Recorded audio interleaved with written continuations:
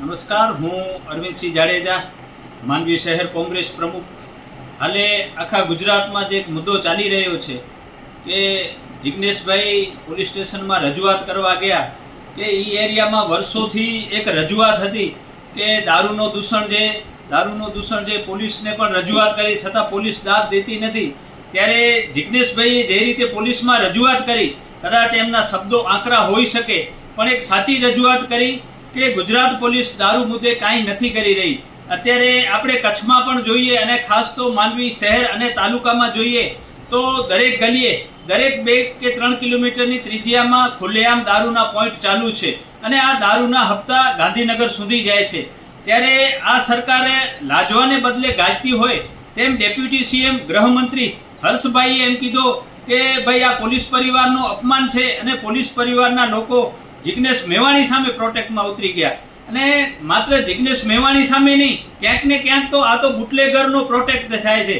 એટલે અમે રાજ્ય સરકાર કને માંગણી કરીએ છીએ કે આ ગુજરાતમાં જો ખરેખર દારૂબંધી હોય તો એનો કડકથી અમલીકરણ કરાવો, અને જો તમારાથી આ દારૂબંધીનો અમલીકરણ ન થઈ શકતો હોય તો તમે એને ખુલ્લેઆમ છૂટ આપી દો.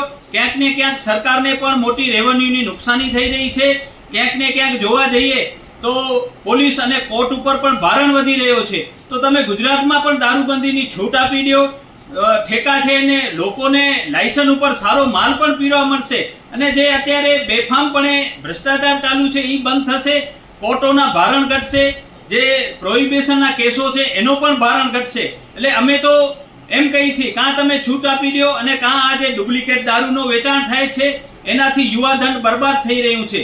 લોકો નાની ઉંમરમાં મૃત્યુ પામી રહ્યા છે. એના કારણે જે યુવા બહેનો છે એ પણ અસમયે વિધવા થઈ રહી છે. એટલે આના કારણે ગુજરાતની યુવા પેઢીને ખૂબ જ નુકસાન થઈ રહ્યું છે. ત્યારે સરકારે આ દારૂબંધીમાં સખ્તાઈ લાવવી જોઈએ. જ્યાં તાલુકા પંચાયત સીટ દીઠ ભારતીય જનતા પાર્ટીના લોકો જે શક્તિ કેન્દ્ર બનાવે છે, એવી રીતે તાલુકાના પંચાયત સીટના શક્તિ કેન્દ્ર દીઠ દારૂનો ખુલ્લેઆમ એક પોઈન્ટ ચાલુ છે. નગરપાલિકાનો વોટ દીઠ ખુલ્લેઆમ પોઈન્ટ ચાલુ છે. અને દેશી દારૂ તો લગભગ તમે માંગો ત્યાં મળી જાય છે. અને આજે લોકોને દૂધ જોતું હોય તો કદાચ 2-5 કિલોમીટર આગળ જવું પડે, હાલીને જવું પડે, વાનથી જવું પડે. પણ આજે ફોન કરો અને ઘર ઉપર જો આનું વિતરણ થઈ જતું તો આ ખૂબ ગંભીર બાબત છે. સરકારે આમાં જાગૃત થવાની જરૂર છે. અમે આ બાબતે કોઈ રાજકારણ કરવા નથી માંગતા અને જે પોલીસ કામગીરી નિષ્ઠાપૂર્વક કરે છે એને પણ બિરદાવીએ છીએ. પણ જે ઉપરી અધિકારી અને જે મંત્રીઓ સુધી આ હપ્તા જાય છે એ બંધ થવું જોઈએ. ગુજરાતની યુવા પેઢીને જે બરબાદીના મુખમાં ધકેલવામાં આવે છે એ પણ બંધ થવું જોઈએ.